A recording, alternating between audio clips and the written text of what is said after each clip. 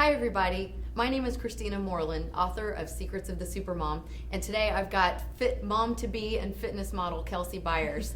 And today we're going to be talking about different exercises that you can do to maintain a healthy and fit pregnancy. Kelsey, I have so many questions for you. I've gone through several pregnancies myself, and the first one was easier than the second. First one I was able to work out. Second one was a much different story. How's it been for you so far? It's actually been really good. When I first found out I was pregnant, I took about a week off from the gym and until I could get in and see my doctor, just because I really wasn't sure what I should be doing. And at the time, my husband and I were actually training to be personal trainers.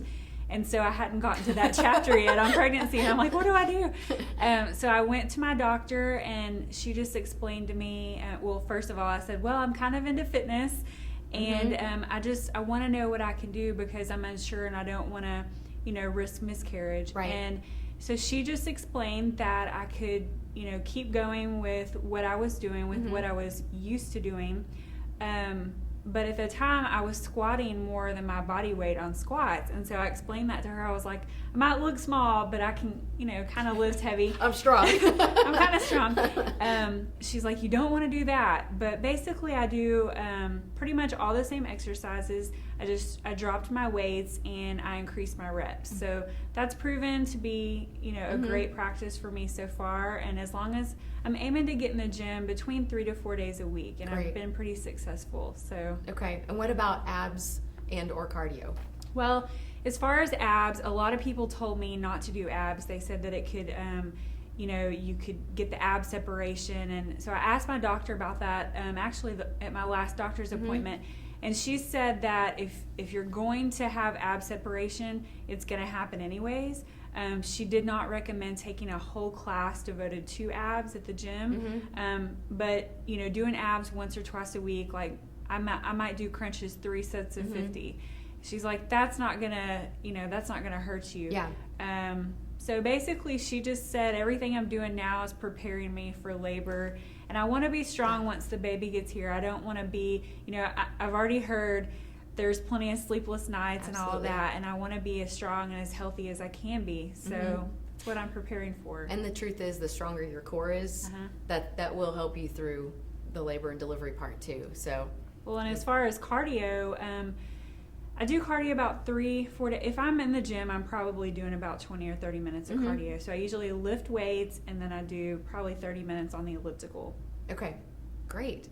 That sounds like a great regimen that you can keep up with. So have you had, through this, coming from the competitive background and then now seeing your body go through what I describe as like an incredible science experiment. Yes. How has that been? I mean, are you able to carry some of the discipline from before into your pregnancy? Definitely, but I think it goes further back for me, even before my competing days, because I gained 50 pounds in college, and I just got to the point where I did hate my body, and I hated what I saw in the mirror. And so when my husband and I decided to try to get pregnant, I had to have that mental pep talk with myself, like, okay, you're going to be gaining weight. No matter how clean you eat. It's going to happen. No matter what. Happen, whether you eat junk or you eat healthy. And so I just kind of vowed to myself that I would never put on 50 junk pounds again. Right. And so my doctor has said for my pre-pregnancy weight, a good weight gain during my pregnancy would be about 25 to 30 pounds. So right now I'm about 15 pounds and I still have 14 weeks to go. So I'm doing good. But I had a plan going into it. So I think that you definitely have to set a plan for yourself. Some of my friends have been pregnant and they're like, God, everything I saw I ate. How do you keep from doing it? So I do think that the competition days, kind of being a competitor before that really has helped me. Because I know how to not avoid cravings, but I know how to say no to those things because I just tell myself my body doesn't need those, my baby doesn't need those, even though I kind of want it. Right.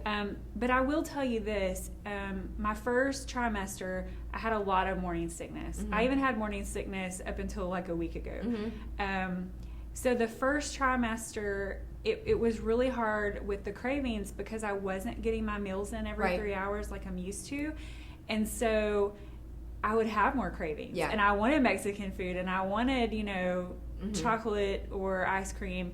And so, you know, getting back on my schedule kind of about the second trimester, it really helped me to just keep myself in check and avoid the cravings.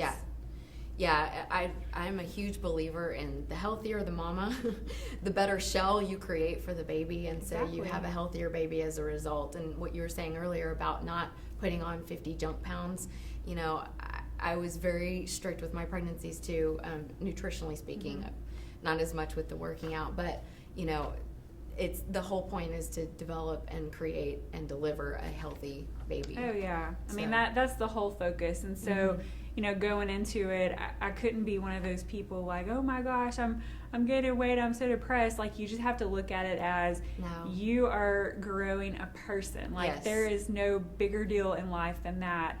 And so you have to be as healthy as you can. But, you know, I'm not going to lie. Like, I wasn't going to cut out all cheat meals like a competitor would. But I do allow myself probably 1 to 2 cheat meals a week. But they're planned. And then if I have a craving and it's not my planned cheat meal, too bad. Yeah. You know, I just... it's not on the plan. It's not easy, but I've been there before. I've been down that road where I'm not happy with myself. And the last place I want to be when this little girl gets here is sad. Like, I want that to be the happiest time of my life.